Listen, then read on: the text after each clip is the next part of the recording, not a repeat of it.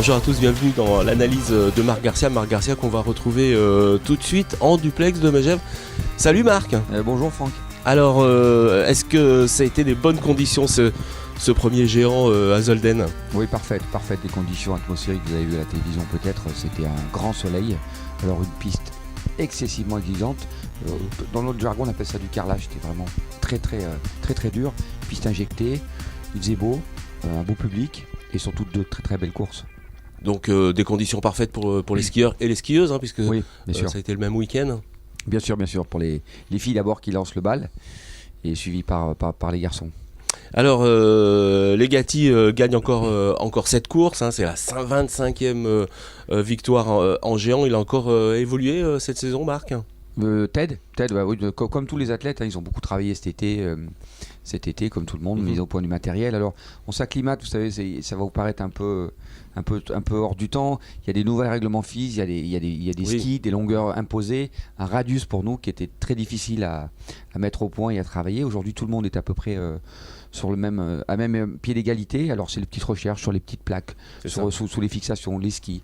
Et puis surtout, il y a des types de neige aussi, des types de neige des pentes. Il y a des gens qui sont plus techniciens, d'autres un peu moins techniciens, plus glisseurs.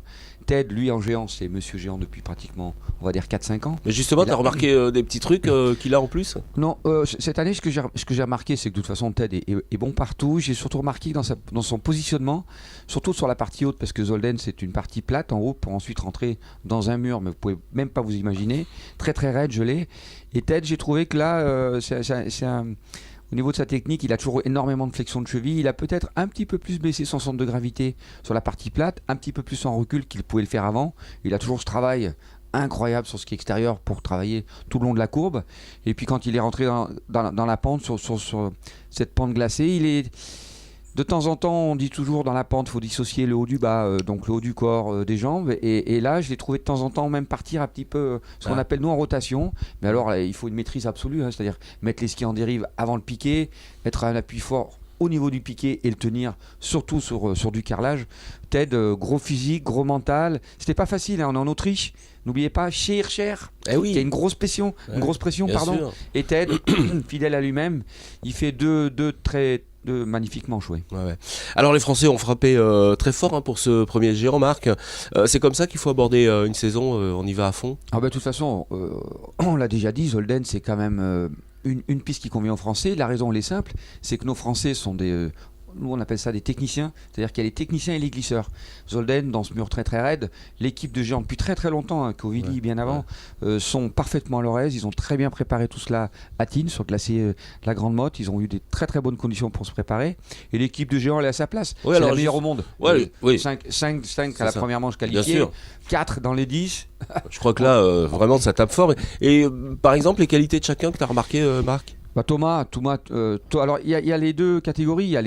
Il y a ce qu'on appelle les géantistes, donc Thomas Fanara et le deuxième c'est Mathieu Fèvre, qui sont vraiment des géantistes comme Ted Ligeti. Et puis il y a les polyvalents, donc Pinturo avec Steve Missilier qui revenait d'une année difficile, il partait 66 à la première manche, il se qualifie, et puis donc Pinturo, Missilier et notre Victor Mufajandé qui se classe bien. Donc les progrès, ils ont travaillé comme tout le monde.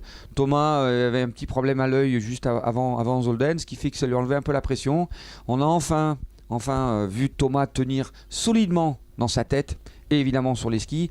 15 centièmes, c'est pas beaucoup. Il fait une petite erreur de trajectoire juste avant le plat. Alors, en plus, Thomas n'est pas vraiment un véritable glisseur et c'est ce qui a fait la différence. Par contre, il a battu notre Hirscher là-bas en Autriche.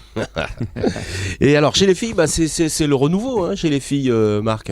Oui, avec la blessure d'Ania Fanninger, qui est la grosse favorite. Là, ça laisse la porte ouverte. La porte ouverte à tout le monde. Les Françaises reviennent bien. L'année dernière, Tessa, notre leader en géant, revenait de blessure de l'année d'avant. Elle s'était mis une trop grosse pression. Là, elle a eu le temps de se préparer sereinement. Grosse qualité, elle fait une très belle 5e place avec Tania Barrios qui doit faire je crois 11e et Anne-Sophie Barthé. Il y a toute une jeune génération qui arrive derrière, qui avait gagné le championnat du monde junior, Clara Direz, Estelle Alphand, la fille de Luc et bien d'autres encore. Ça monte, je crois qu'il faut leur laisser le temps. Ça fait un certain nombre d'années qu'effectivement les Françaises ne réussissent plus tellement. Il faut laisser le temps de remettre en place une équipe, et ça ne se fera pas du jour au lendemain. C'est un réel problème au sein de la fédération, de trouver les solutions, mais je dirais un petit peu de patience malheureusement pour nos Françaises. Alors l'italienne qui gagne. Alors Frédérica, voilà, première victoire, mais ça promet. Première victoire, ça faisait un moment qu'elle elle était là. Deuxième, troisième. J'ai trouvé, alors par contre, chez les hommes, les Français sont indiscutablement la meilleure équipe en géant. J'ai vu une belle équipe italienne menée par Frédérica, dont la maman, je rappelle, courait à l'époque. Maria Rosa Cario avait gagné les Coupes du Monde à l'époque de Perrine Pellen. Ouais. Donc Frédérica a atomisé la course dès la première manche, pratiquement une seconde d'avance.